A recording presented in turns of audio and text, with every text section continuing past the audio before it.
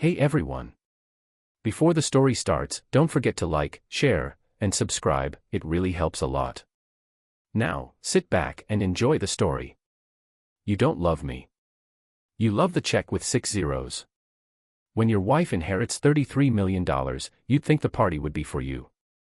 Spoiler alert, it's not. My name is Nate Porter, and I'm currently standing in my own kitchen. Well, technically Vanessa's kitchen now. Watching her throw the most obscene celebration this side of a Roman orgy. 3 weeks since her father's funeral and she's acting like she won the lottery, which I suppose she did. Nate, more champagne. Vanessa's voice cuts through the music like a rusty blade. She's draped across our Italian leather sofa, her designer dress riding up her thighs, surrounded by her usual crew of parasites. Leah and Serena, her college sorority sisters who never quite grew up, giggle at everything she says like trained seals. I grab another bottle of Dom Perignon from the wine fridge, the one that costs more than most people's monthly salary, and make my way through the crowd. Our Connecticut mansion is packed with people I don't recognize. All of them treating me like the help, which apparently I am. Here you go, I say, setting the bottle on the crystal table. Vanessa doesn't even look at me. She's too busy staring at Tyler Grant like he owned her. Our pool maintenance guy. 25 years old, all abs and no brains. The kind of guy who thinks philosophy is a type of pasta sauce. Ty baby, come sit closer. Vanessa purr, patting the cushion beside her. Her wedding ring, the one I saved 6 months to buy, catches the light as she gestures. Tyler grins and slides over, his hand immediately finding her bare thigh. Right there in front of everyone. In front of me. Vanessa, I say quietly. Maybe we should what? She finally looks at me, her blue eyes glazed with champagne and malice. Should care what the help thinks. Leah snorts with laughter. Serena raises her glass in a mock toast. To Vanessa. Finally free to do whatever she wants. The crowd cheers. I stand there like an idiot, watching my wife of 8 years make out with a kid young enough to be her little brother. Tyler's hands roam freely and she moans loud enough for the whole party to hear. Jesus, Vanessa, I mutter.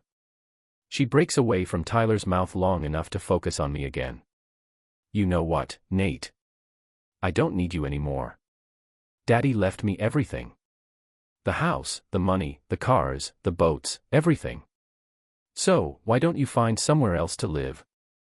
Or better yet, why don't you just die? I honestly don't care which. The party goes quiet for about 3 seconds, then erupts in drunken laughter. Someone starts chanting, Jerry, Jerry, like we're on a talk show. That's when Big Frank appears at my elbow. Frank used to be a cop before Vanessa hired him as our security chief. 6 feet 4 inches, 250, with hands like hawks and the personality of a parking meter. Time to go, Nate, he says, not unkindly. This is my house, too, Frank. Not anymore, buddy.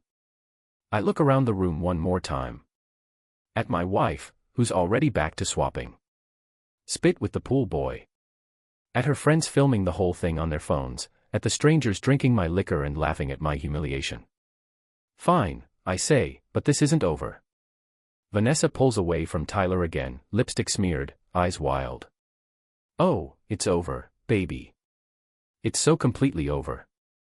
Frank escorts me to the front door like I'm some kind of criminal. I grab my truck keys from the bowl in the foyer, the ceramic bowl Vanessa's mother gave us for our wedding back when she still pretended to like me. Outside, the night air is crisp and clean. A relief after the suffocating atmosphere inside. I can hear the party continuing without me. Music thumping, voices raised in drunken celebration. I sleep in my truck that night, parked at a 24-hour diner off Route 9. The vinyl seats smell like motor oil and regret, but at least they don't leak much. The next morning, my phone rings at 7:30. Harold Kessler, the family attorney. Nate, we need to talk. Did you actually read your father-in-law's will? What do you mean? Meet me at my office in an hour. And Nate, bring a copy of your marriage certificate. I drive back to the house to grab the certificate from our filing cabinet. The place looks like a war zone. Empty bottles everywhere. Furniture overturned. Something that might be vomit on the Persian rug. Vanessa is nowhere to be seen. Probably passed out upstairs with her boy toy. Kessler's office is downtown in one of those old brick buildings that screams old money and billable hours. Harold himself is 70-something, sharp as a razor with the kind of dry humor that comes from 40 years of dealing with rich people's problems. Sit down, Nate. He slides a folder across his mahogany desk. Page 17, Section 4, Subsection C. I read it twice before it sinks in. Holy crap. Indeed. Kessler leans back in his leather chair, finger steepled. Your late father-in-law was quite specific. Vanessa inherits the full estate only if she produces legitimate heirs with her current husband. That's you. Within 18 months of his death. Otherwise, everything goes to the American Cancer Society. But she threw me out. Yes, I heard about the party. Half of Greenwich heard about the party. He pulls out his phone and shows me a video. It's Vanessa and Tyler going at it like teenagers. This was posted on Instagram at 11:47 last night. I stare at the screen. She's screwed monumentally unless she can convince you to reconcile. As if on cue, my phone buzzes. Text message from Vanessa. We need to talk about us. I show Kessler the message. He chuckles. What are you going to do? He asks.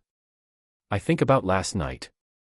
The humiliation, the laughter, the way she looked at me like I was something she'd scraped off her shoe. I'm going to make her beg.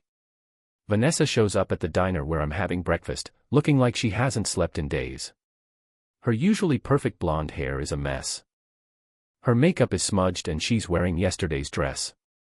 The Walk of Shame, Suburban Connecticut edition. Nate, honey. She slides into the booth across from me, her voice syrupy sweet. I think we need to talk about our marriage. I take a sip of my coffee. It's terrible, but it's honest terrible. Not like the pretentious crap she serves at her parties. What about it? I was thinking maybe we rushed into this separation thing. Maybe we should give us another chance. Us. I set down my cup. There is no us, Vanessa. You made that pretty clear last night. What was it you said? Oh, right. Find somewhere else to live or die. Her face flushes. I was drunk. People say stupid things when they're drunk and when they're sober. What's your excuse for Tyler? She has the decency to look ashamed, but only for about 2 seconds. That was a mistake. A stupid, meaningless mistake. Looked pretty meaningful from where I was standing. Nate, please. She reaches across the table and puts her hand on mine. Her skin is soft, manicured, the hands of someone who's never worked a day in her life. I love you. I've always loved you. Nothing gets me in the mood like a woman who just threw me out of my own house. But I play along. What about Tyler? Tyler who? She bats her eyelashes. Baby, you're the only man I want. It's a performance worthy of a daytime soap opera. I almost applaud. I need time to think about it. I say. Her mask slips for just a moment. And I see the panic underneath. $33 million will do that to a person. Of course, she says. Take all the time you need, but don't take too long, okay? I miss you. She leans across the table and kisses me. Tastes like desperation and Listerine. After she leaves, I call my buddy Ray Martinez. Ray runs a bar called The Anchor in downtown Hartford, and he's one of the few people who knew me before I became Mr. Vanessa Porter. She's planning something, I tell him over the phone. Of course, she is. Question is, what? I don't have to wait long to find out. 2 nights later, I'm at The Anchor nursing a beer and watching the Yankees lose when this woman slides onto the stool next to me. She's stunning. Long dark hair, green eyes, the kind of curves that make traffic accidents happen. Buy a girl a drink, she asks. Her name is Monica. She's 28, and she works in marketing for some pharmaceutical company in Stamford. We talk for an hour about everything and nothing. She's funny, smart, and she seems genuinely interested in what I have to say. Ray catches my eye from behind the bar and makes a subtle gesture. Something's off. But I'm 3 beers in, and Monica's hand is on my thigh, and I'm not thinking with my brain anymore. Want to get out of here, she whispers in my ear. We go to a motel on the Berlin Turnpike, the kind of place that rents rooms by the hour and doesn't ask questions. Monica's enthusiastic, athletic, and very thorough about making sure we use protection. She even insists on disposing of it herself afterward. I'm very environmentally conscious, she says with a smile that doesn't quite reach her eyes. I wake up the next morning with a hangover that feels like someone used my skull for batting practice. Monica is gone, but she's left a note on hotel stationery. Thanks for a wonderful evening.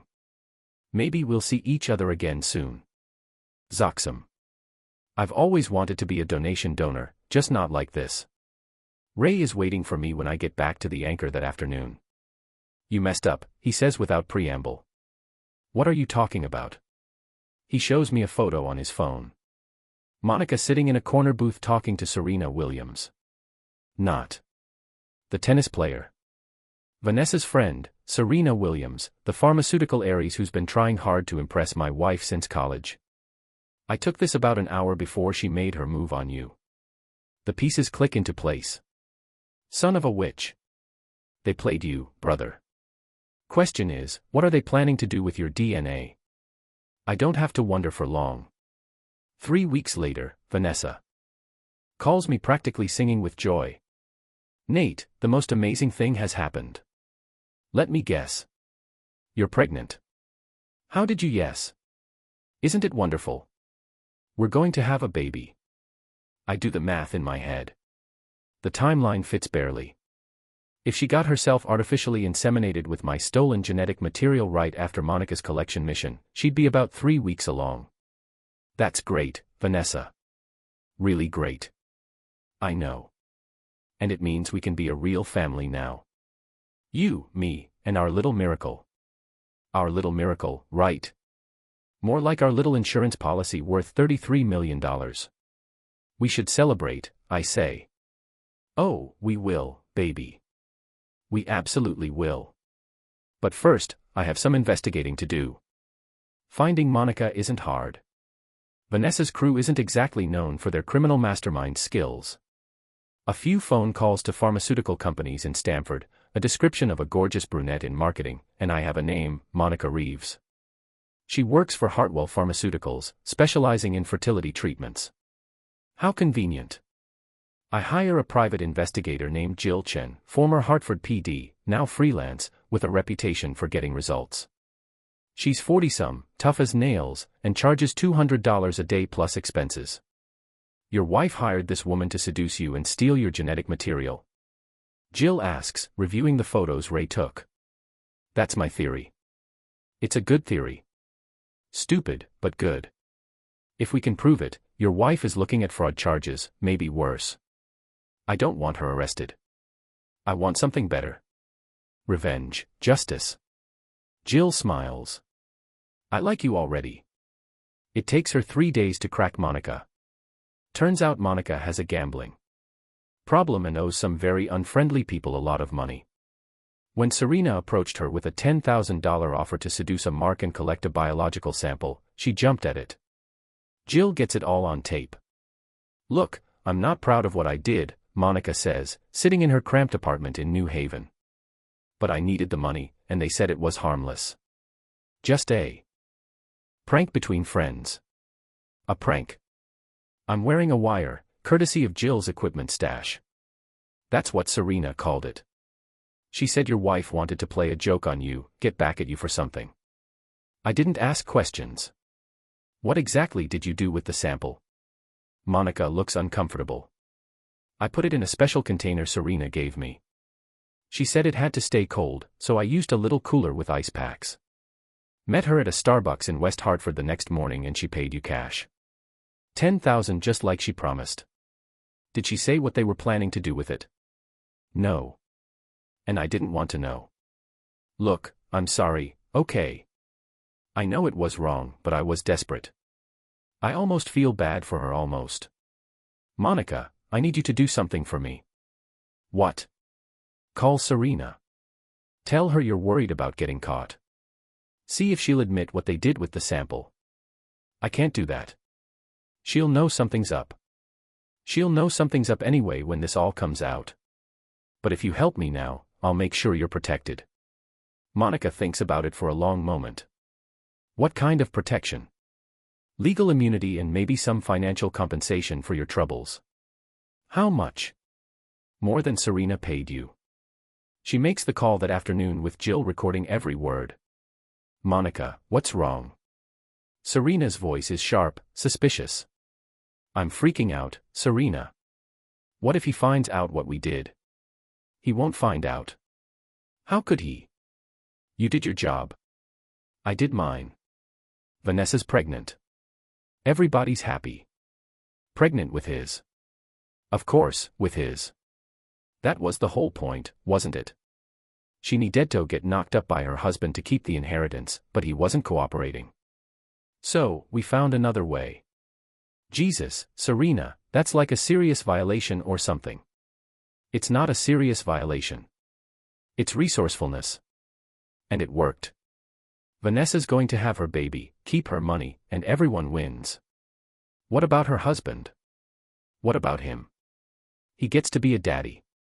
Most men would be thrilled, but he doesn't know. And he never will. As long as you keep your mouth shut. You got paid. I got paid. Vanessa got what she needed. End of story. I don't know, Serena. This feels really wrong. Monica, listen to me very carefully.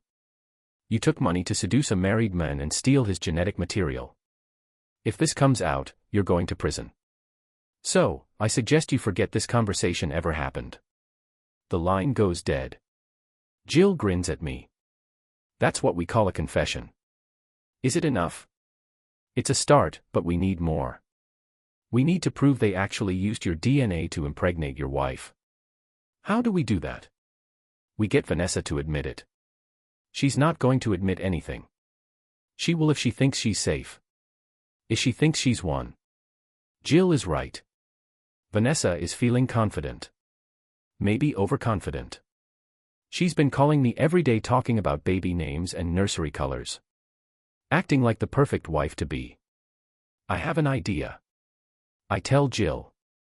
I'm listening. What if I told Vanessa I knew about Monica? But I was okay with it. You mean pretend you're fine with being betrayed by a turkey baster? Exactly. Make her think she's so smart she outsmarted me completely. Get her to brag about it. That could work. Women like your wife, they love to gloat. Then let's give her something to gloat about. I call Vanessa that evening. Honey, I need to see you. There's something we need to discuss. Of course, baby. Come over anytime. Actually, I was thinking somewhere more private. How about dinner tomorrow night? Just the two of us. That sounds wonderful. Where? The Riverside Inn. 8 o'clock. The Riverside Inn is a fancy restaurant in East Hartford. The kind of place with cloth napkins and waiters who describe every dish like it's a work of art. It's also loud enough to mask the sound of a recording device. Vanessa shows up looking like $1 million, literally. Her dress probably costs more than most people's cars, and she's glowing with that special radiance that comes from being pregnant and filthy rich. You look beautiful. I tell her. And I mean it. Whatever else Vanessa is, she's not ugly. Thank you, baby. You clean up pretty nice yourself. We order wine, sparkling cider for her, bourbon for me, and make small talk about the weather, the restaurant, and anything but the elephant in the room. Finally, over dessert, I make my move. Vanessa, I know about Monica. She freezes, fork halfway to her mouth. What? The woman at the bar, the setup, the whole thing. Her face goes white, then red, then white again. Nate, I can explain. You don't need to explain. I understand. You understand. You needed to get pregnant to keep the inheritance. I wasn't exactly being cooperative, so you found another way. It's actually pretty clever. She stares at me like I've grown a second head. You're not angry. Why would I be angry? The baby is still mine, biologically speaking. And you're still my wife. We're going to be rich, Vanessa. Richer than we ever dreamed. So, you're okay with this? I'm more than okay with it. I'm impressed. You saw a problem and you solved it. That takes guts. Vanessa's relief is palpable. She actually starts to tear up. Oh, Nate, I was so scared you'd hate me if you found out. Hate you? Baby, I love you more than ever. You fought for our future, for our family. It was Serena's idea, really. She said we could hire someone to, and then use the sample to get me pregnant. It was like artificial insemination, but more fun. She giggles at her own joke. I smile and nod even as the recorder in my jacket pocket captures every word. How did you find Monica? Serena knew her from somewhere. Said she was perfect for the job. Pretty enough to get your attention. Desperate enough to go through with it. And the actual procedure. We went to this clinic in New Haven. They specialize in fertility treatments. It was actually pretty easy once we had the material. Amazing. You thought of everything. I had to, baby. $33 million was at stake. Our $33 million. Exactly. We toast with our glasses. Her cider, my bourbon, and I think about how good this is all going to sound in court. Harold Kessler listens to the recording 3 times before he speaks. This is comprehensive, he says finally. Is it enough? It's enough to destroy her legally speaking. Paternity fraud, conspiracy, theft of genetic material. She's looking at serious civil liability, possibly criminal charges. What about the inheritance? Void. The will specifically requires legitimate conception within the bounds of marriage. Artificial insemination using stolen genetic material doesn't qualify. So, the money goes to charity unless we can prove she conceived naturally with you after the fraud was discovered. I think about that for a moment. What if I were to reconcile with her for real this time? Kessler raises an eyebrow. That's a dangerous game, Nate.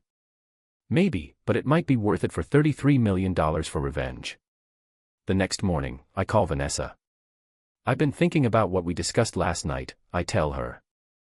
And I want to come home. The silence stretches for so long. I think the call dropped. Vanessa, I'm here.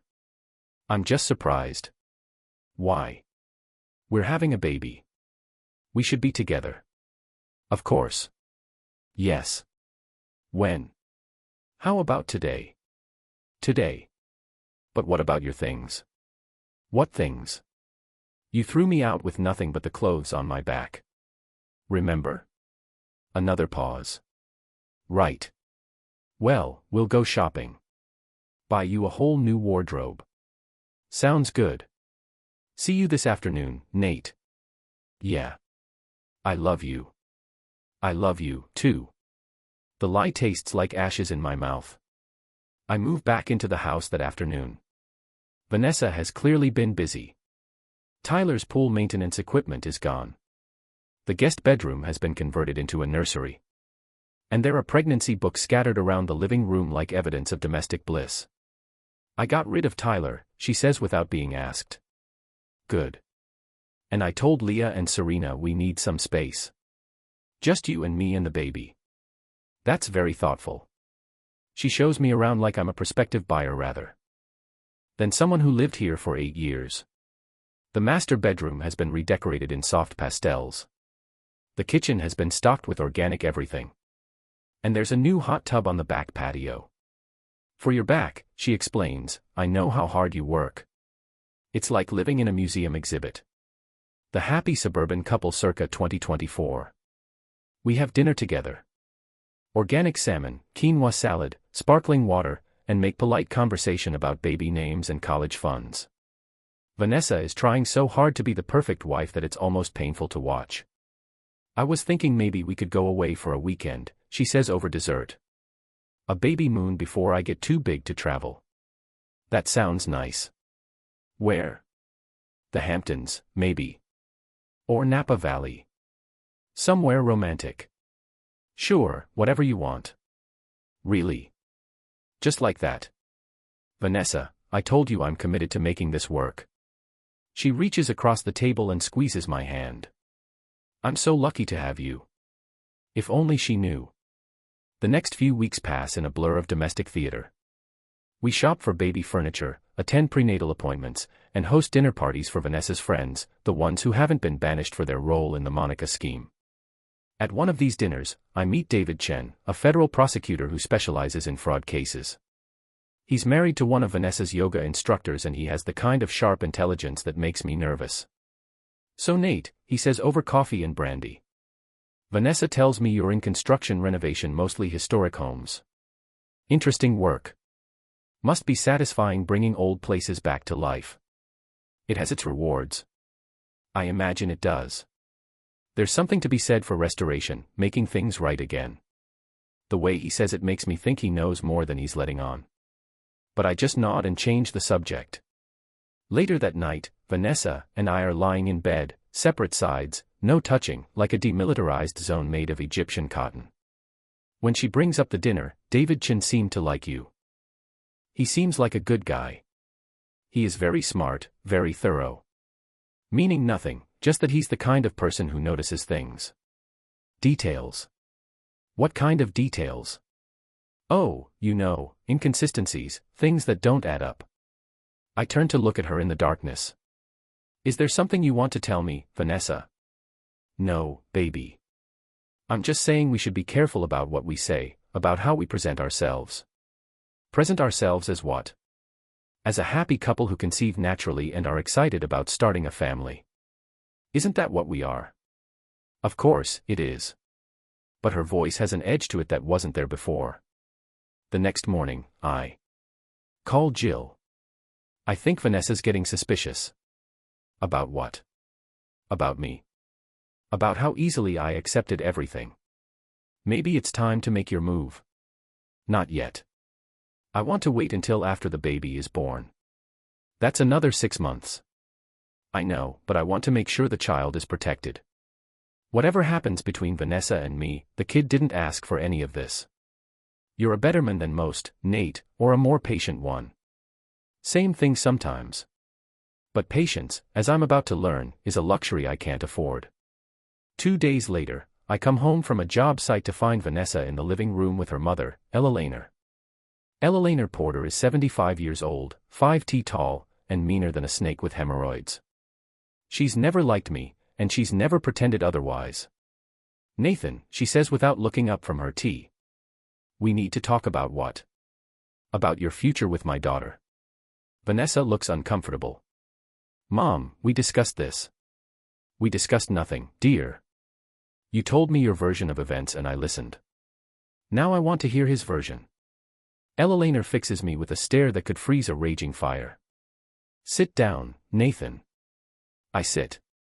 "My daughter tells me you've forgiven her for her indiscretion with the pool boy." "That's right." "And you're happy about the pregnancy?" "Very happy." "How happy?" "I'm not sure what you mean." "I mean, exactly how much is my daughter's happiness worth to you?" And there it is. The shakedown I've been expecting. "Mrs. Porter, I'm not sure I understand." "Oh, I think you understand perfectly. You see, Nathan, I've been doing some research about paternity fraud, about inheritance law, about what happens when someone tries to game the system." My blood turns to ice water. "I don't know what you're talking about, don't you? Because I think you know exactly what happened with that woman in the bar. I think you know exactly how my daughter got pregnant, and I think you're planning to use that knowledge to destroy her." Vanessa looks back and forth between us. Like she's watching a tennis match. "Mom, what are you saying?" "I'm saying your husband is not the forgiving saint he's pretending to be. I'm saying he's planning to take you for everything you're worth." "That's not true," I say, but my voice sounds hollow, even to me. Eleanor smiles like a shark. "Prove it." "How?" "Sign this." She slides a document across the coffee table. "It's a postnuptial agreement. You waive all claims to the inheritance. Acknowledge the child is yours regardless of the circumstances of conception and agree never to contest the terms of my late husband's will. And if I don't sign, then we'll know where you really stand, won't we?" I look at Vanessa. She's pale, frightened, caught between her mother and her husband like a mouse between two cats. "I need time to think about this." You have until tomorrow morning, Eleanor says. Sign the agreement or get out. And this time, stay out. That night, Vanessa and I don't speak. We lie in bed like strangers, each pretending to sleep while our minds race. Finally, around 3 o'clock in the morning, she breaks the silence. Are you going to sign it? I don't know. She's right, isn't she? You're planning something. I don't answer. Nate, please just tell me the truth. I turn to face her in the darkness. You want the truth? The truth is that you humiliated me in front of our friends, threw me out of our home, and tried to steal my genetic material to defraud your father's estate. The truth is that you've treated me like garbage for 8 years. And now that you need me, you want to pretend we're some kind of fairy tale couple. So, what are you going to do? I'm going to give you exactly what you deserve. She starts to cry then. Soft, broken sobs that might have moved me once upon a time. I'm sorry, Nate.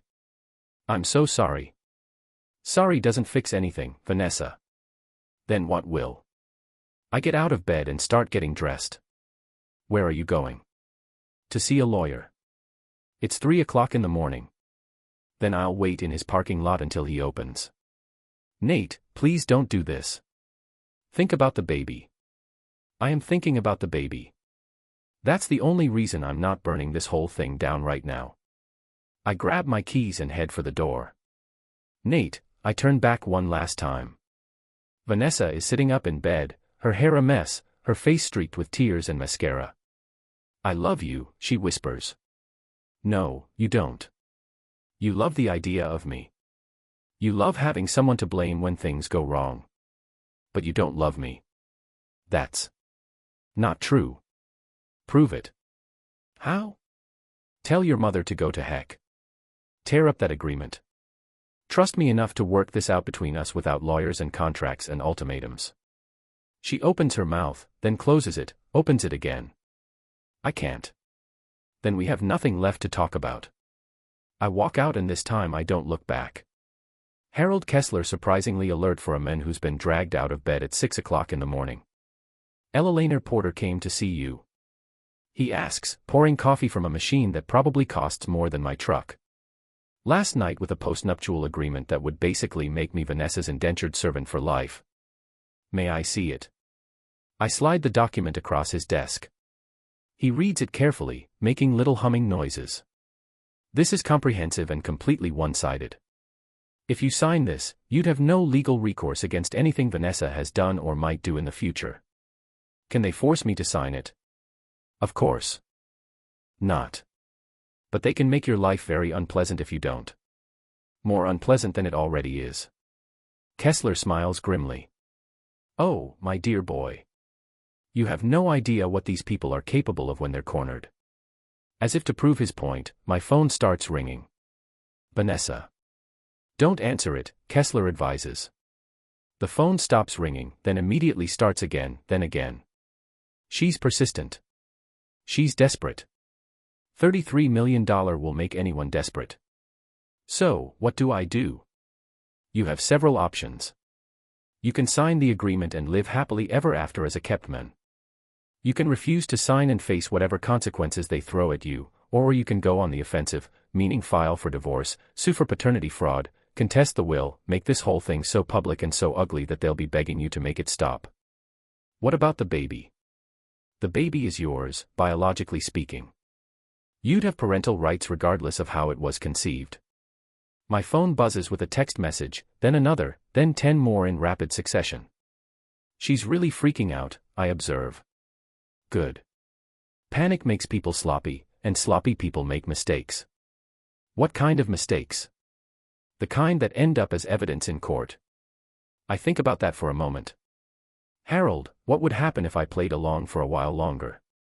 Made them think they'd won. That's dangerous. The longer you wait, the stronger their position becomes. But if I could get them to incriminate themselves further, you'd have an even stronger case. But Nate, these people aren't stupid. Ellen Porter didn't get where she is by being careless. No, but Vanessa did. And when Vanessa panics, she talks. Kessler nods slowly. What do you have in mind? I'm going to sign the agreement. That would be inadvisable. Not really sign it. Just make them think I'm going to string them along, make them confident, get them talking, and then I'm going to destroy them. I drive back to the house around noon. There are 3 cars in the driveway. Vanessa's BMW, Eleanor's Mercedes, and a black Lincoln I don't recognize. Inside mud, I find a war council in session. Vanessa, Eleanor, Serena, and a man in an expensive suit who introduces himself as Marcus Webb. Eleanor's personal attorney. Nathan, Eleanor says without preamble, I trust you've made your decision. I have, and I pull the agreement out of my jacket pocket. I'll sign it. The relief in the room is palpable. Vanessa actually sags in her chair, but I have conditions. Eleanor's eyes narrow. What conditions?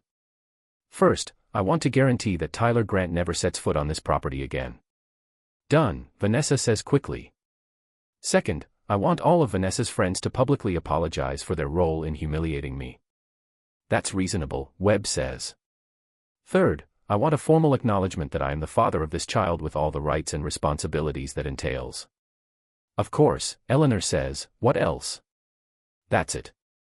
Sign off on those 3 conditions, and I'll sign your agreement. Webb and Eleanor exchange glances. We'll need to draw up an addendum. No addendums, no additional paperwork, just a verbal agreement witnessed by everyone in this room. Verbal agreements aren't legally binding, Webb points out. I don't care about legally binding. I care about honor, about doing the right thing. It's a load of BS, but they buy it. Rich people love to think they're honorable. Very well, Eleanor says. You have my word. And mine, Vanessa adds, and mine. Serena chimes in, though nobody asked her. I make a show of reading through the agreement one more time, then reach for a pen. Actually, I say, stopping with the pen halfway to the paper. There's one more thing. What now? Eleanor snaps. I want to hear the whole story from the beginning. How you planned it, how you executed it, everything. I think I deserve to know exactly how you outsmarted me.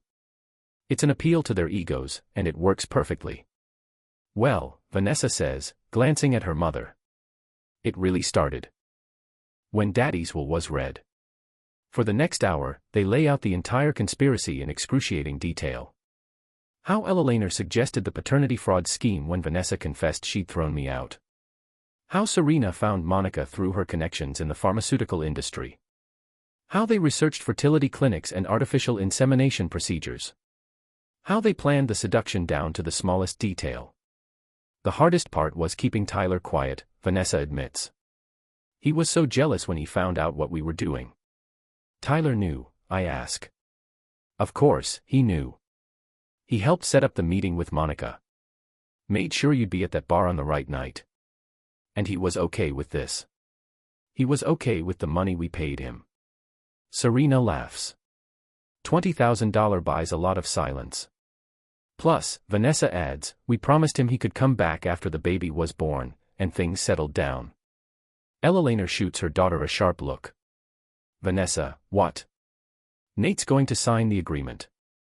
We're all friends here.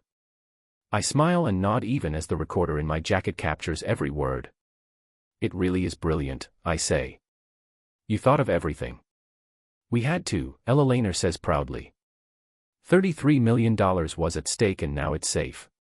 Now it's safe. I sign the agreement with a flourish, then stand up and shake hands with everyone in the room. Pleasure doing business with you, I tell Eleanor. Likewise. As I'm walking toward the door, Vanessa calls after me. Nate, where are you going to celebrate? I think this calls for a drink. Want some company? Thanks, but I think I'll celebrate alone. I have some thinking to do. About what? About our future. I drive straight to Jill's office and hand over the recorder. Please tell me you got all that, I say. She plugs it into her computer and hits play. Eleanor's voice fills the room. $33 million was at stake. Oh, we got it. Jill grins. We got all of it. What now? Now we take this to the FBI. The FBI. Wire fraud, conspiracy, theft of genetic material. This crosses state lines and involves federal crimes. Your wife and her family are about to have a very bad day.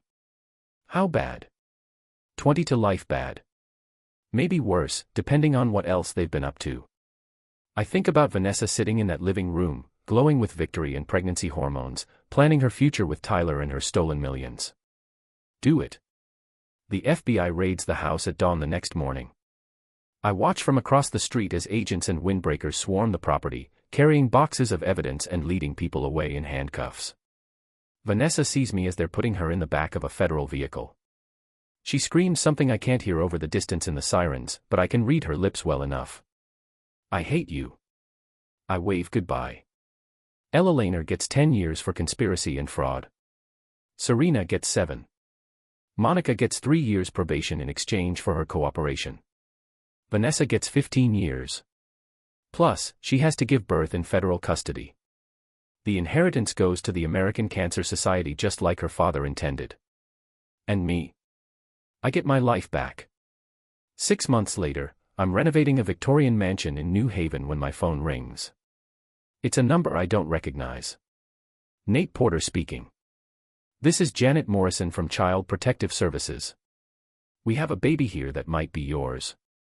My son, because it is a son, 8 pounds 2 ounces with my eyes and Vanessa's stubborn chin, is the most beautiful thing I've ever seen. What's his name? I asked the social worker. His mother named him Tyler. Well, that's going to change. I name him James after my father. James Porter, who will grow up knowing that his mother was a criminal but his father fought for him. Who will inherit not $33 million, but something more valuable. The knowledge that some things are worth fighting for. And that justice, however delayed, always comes due. Vanessa writes me letters from prison sometimes. Long rambling things full of apologies and explanations and promises to be better if I'll just give her another chance. I don't read them anymore. I have better things to do, like teaching my son to walk and talk and understand that in this world you have to earn what you get. And sometimes if you're very patient and very careful, you get exactly what you deserve. This is where the story ends. If you liked it, make sure to hit the like button, share it with others.